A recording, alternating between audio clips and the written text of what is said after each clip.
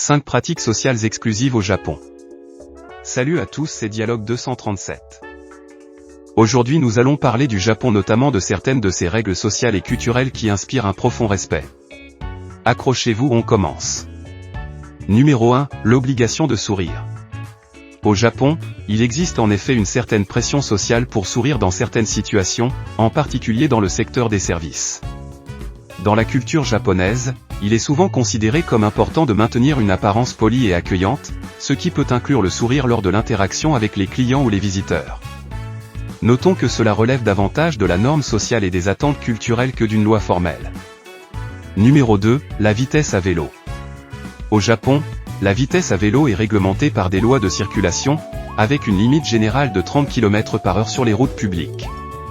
Les cyclistes doivent adapter leur vitesse en fonction du contexte, notamment dans les zones piétonnes ou résidentielles. Le non-respect de ces règles peut entraîner des avertissements, des amendes ou d'autres sanctions. Numéro 3, les sièges réservés dans les transports en commun.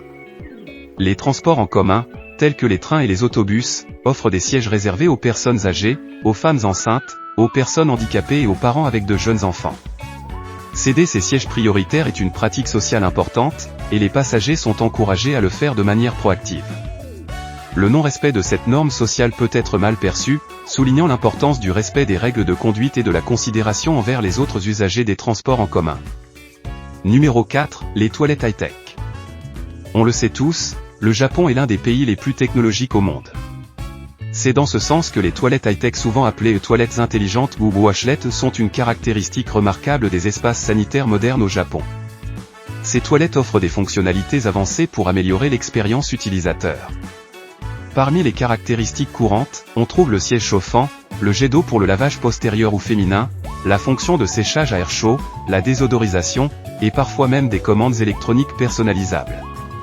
L'utilisation répandue de ces technologies reflète l'accent japonais sur l'innovation et l'amélioration de la vie quotidienne, tout en contribuant à des normes élevées d'hygiène personnelle. Numéro 5, les concerts pour plantes. Non, vous ne rêvez pas.